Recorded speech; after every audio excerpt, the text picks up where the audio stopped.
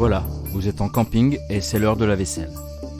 Vous avez vos 2 bassines de 20 litres chacune, une pour frotter et laver, la seconde pour rincer. Et vous vous dites, mais pourquoi je ne fais pas ça à la maison?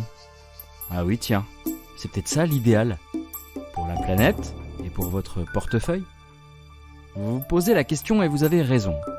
En France, chaque personne consomme en moyenne 150 litres d'eau par jour, soit l'équivalent d'une baignoire remplie.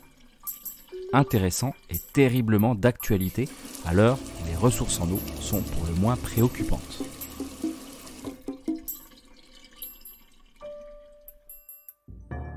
Commençons par partir sur un modèle simple, mais pas totalement irréaliste, et admettons que vous fassiez la vaisselle en 5 minutes à chaque repas.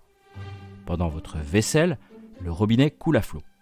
Appelons ce modèle la vaisselle en continu. À noter qu'un robinet standard a un débit de 15 litres par minute.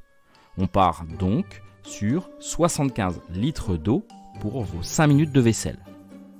Vous trouvez ça beaucoup ?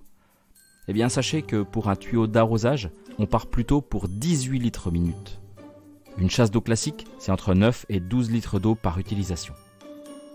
Selon le Centre d'information sur l'eau, une douche consommerait 3 à 4 fois moins d'eau qu'un bain.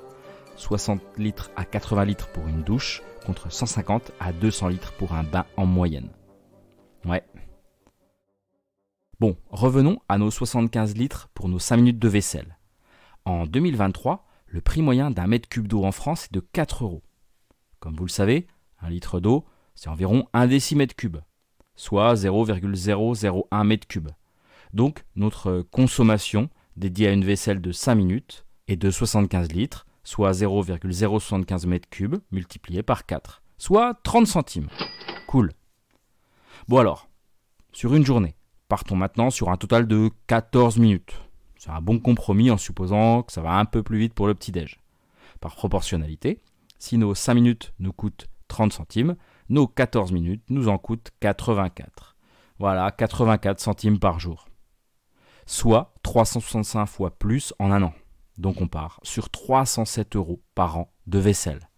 Aïe. Explorons d'autres modèles.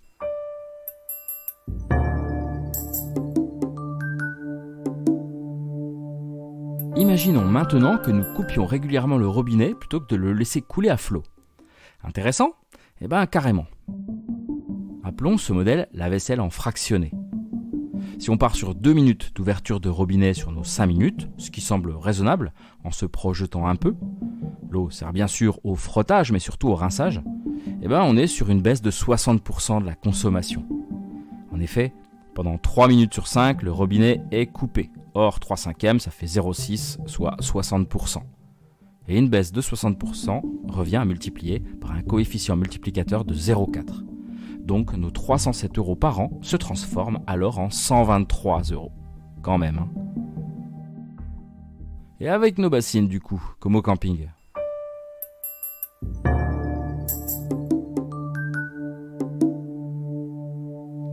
Le modèle de la vaisselle en bassine, donc.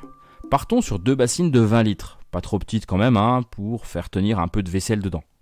40 litres d'eau donc, quantité à multiplier par 3 sur une journée, donc 120 litres par jour, c'est-à-dire 43 800 litres par an, soit 44 mètres cubes annuels d'eau environ.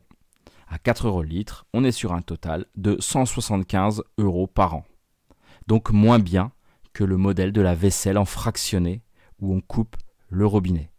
Alors bien sûr, on peut jouer sur la taille des bassines. Avec une bassine de 20 litres pour le frottage et de 10 litres pour le rinçage, ou l'inverse, on arrive à 132 € par an, à peu près au même niveau que le deuxième modèle. Avec 2 bassines de 10 litres, on passe à 88 € par an, mais ça fait vraiment petit comme bassine. C'est peu pratique. Bon, en résumé, vous aurez compris que couper l'eau de manière régulière vous permet de réduire drastiquement votre consommation d'eau. C'est bon pour vous et bon pour la planète. Après, le champion toute catégorie concernant la consommation d'eau reste le lave-vaisselle qui ne nécessite qu'entre 10 et 15 litres par vaisselle.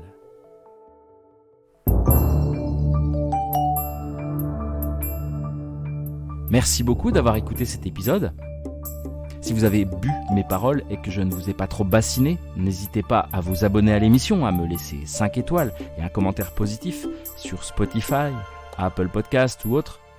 En tout cas, je vous souhaite un excellent été et je vous dis à bientôt, car on se retrouve dans 2 semaines pour un nouvel épisode mathématique sur Math en tête.